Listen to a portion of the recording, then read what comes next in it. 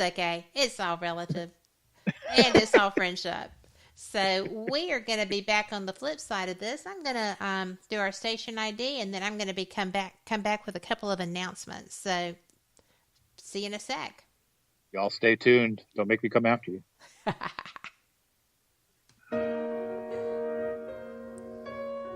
You are listening to WPHM Digital Broadcasting. The best in paranormal talk radio.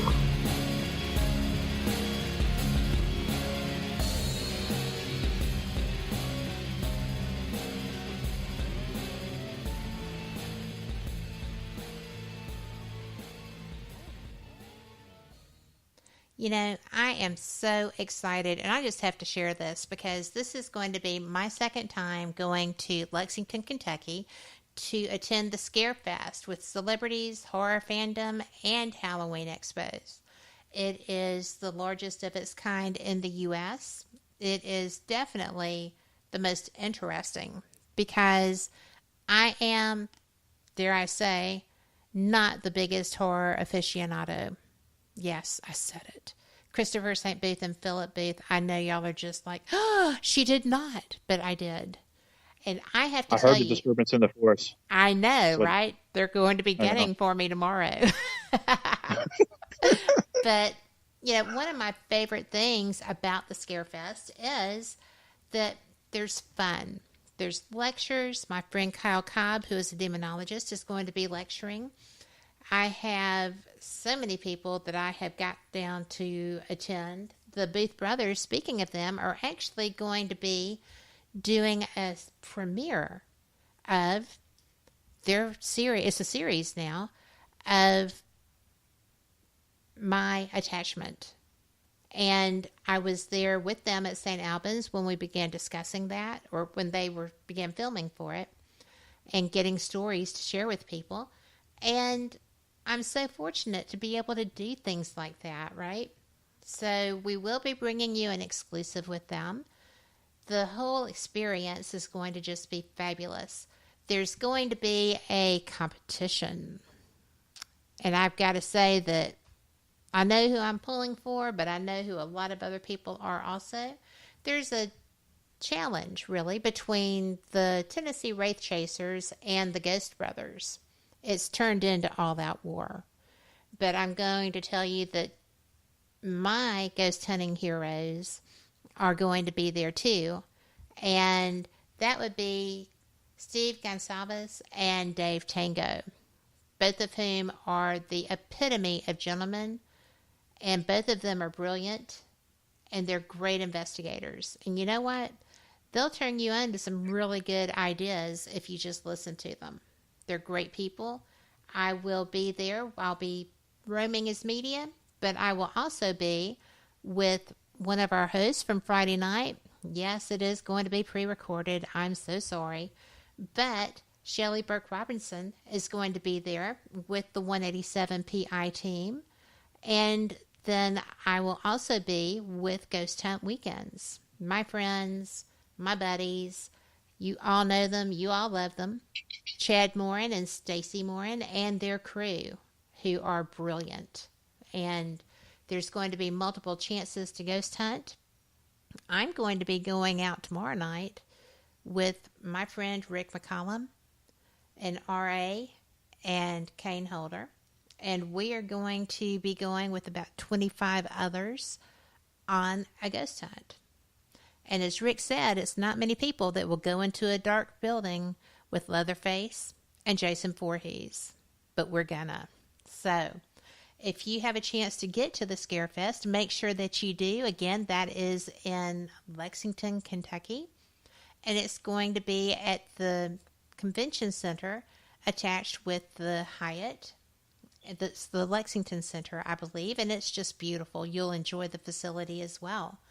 So, that being said, I have managed to talk through the whole break. Sorry, folks. But I'm going to go ahead and do this stinger because you know what? I haven't told anybody yet. Uh-oh. Since 1948, Fate magazine has brought you reports of the strange and unknown, all of them true. Fate Radio is carrying on that tradition, bringing you the unusual, macabre, strange, and bizarre. Join host Kat Hobson Sunday nights from 8 to 10 p.m. Eastern on WBHM Digital Broadcasting.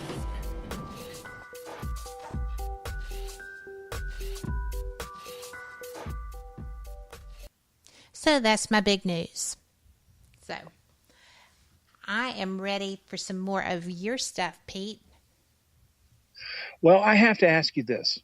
Ask away. I didn't know what your big news was because I can't hear it. What is your big news? No, I forgot about that. I am the voice of Fate Magazine Radio. Woohoo! My first show will be September 23rd, and I'm so really fortunate and blessed because I have a great relationship with the woman who owns Fate Magazine, Phyllis, and she's just wonderful. I met her in Eureka Springs, Arkansas in April at the Ozark Mountain UFO Conference. I love cool. ufology.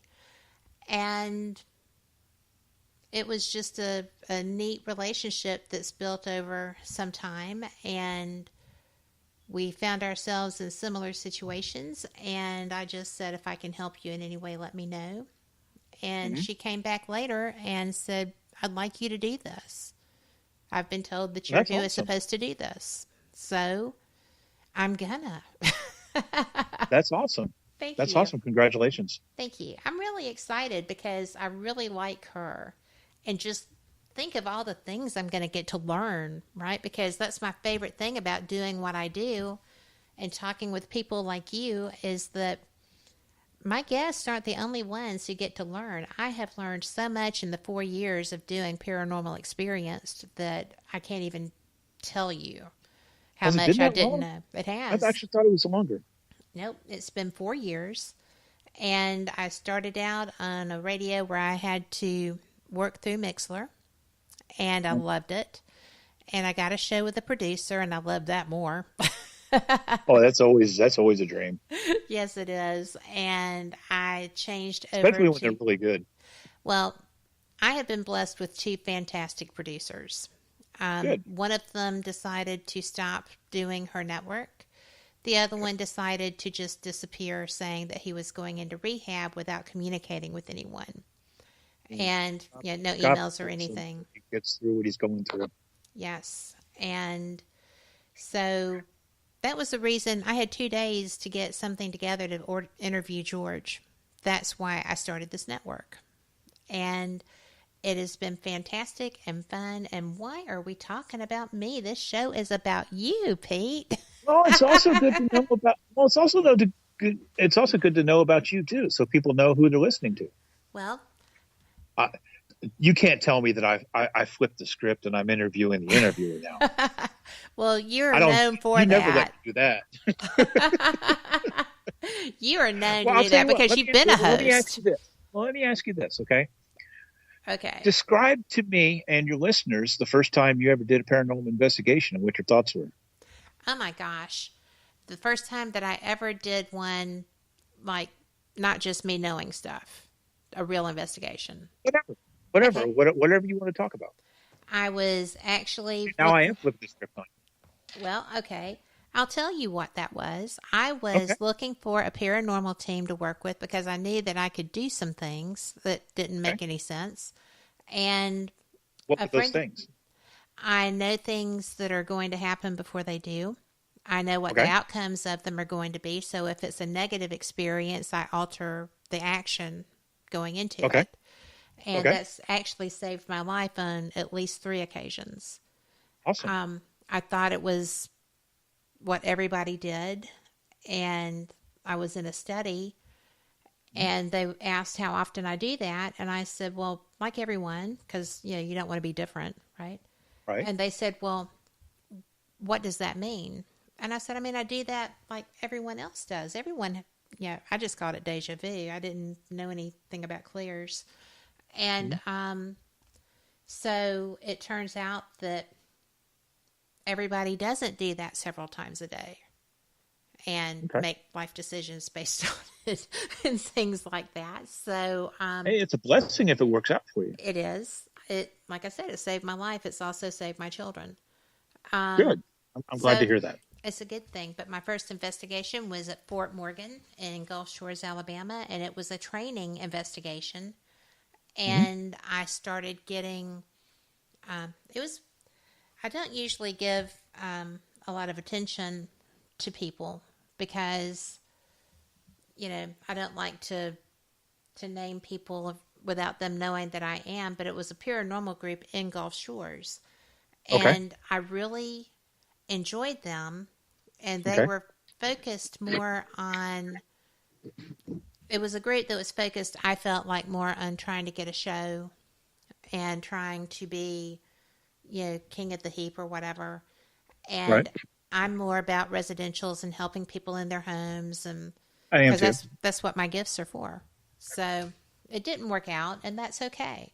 But I had some great experiences while I was with them, including getting, voices, real voices, in different parts of the Fort Morgan area that weren't supposed to be haunted. They weren't that old. And it was where I had my first actual, spirit box conversation with different Okay. people. And it was when I didn't know to block something from following me home because something came home with me. And I just told it to go back. Told it that I didn't know if it knew how to get back to Fort Morgan, but it couldn't stay there. So it wasn't allowed in my sanctuary. And that's what happened. It went home, or it went away. Oh, that's awesome. So it was a full spectrum experience. Well, it sounds like it. What was your scariest? um, it wasn't scary at the time because I was mad, Okay. but I was trying to do a live show from the old Paulding jail.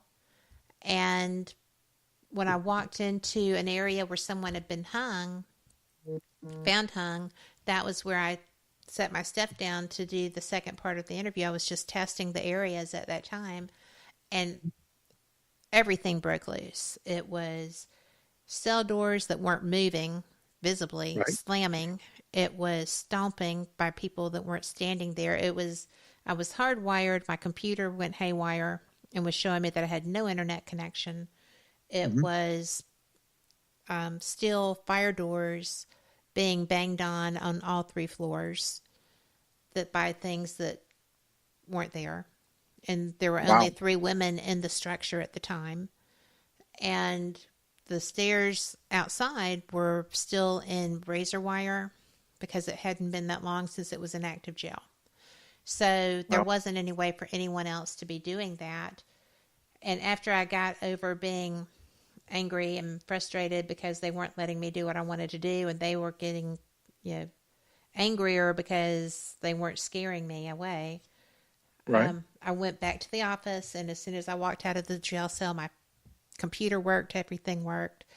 And I went into the kitchen where Shelly has a portal, and I said, I need you to turn that on. We're going to have a conversation. And so everything smoothed out. They were angry. I was angry. We conversed. It was scary later because it dawned on me that if they could make those noises of things slamming and banging, but me not see it happen, then they could do stuff to me that I wouldn't see coming. Okay. And that was when it was kind of a like, oh my moment. And yeah, it was just really weird because everything had gone great upstairs on the 3rd floor where most people are afraid to go by themselves, and Right. everything was good. So, Would you say that you might have cleansed the place of who might have been angry? well, we came to an understanding. The Okay. person who was angry and I both came to an understanding because it's a paranormal research center. That's what she bought Okay. it to be. And Okay. I was there to help promote that. And I'd had other experiences there as well that I wanted to share. And it thought I was just there because I set up in that area. That's what the problem was. It thought that I was just there to exploit them. And I was like, I did not drive 14 hours for this. You know, you are not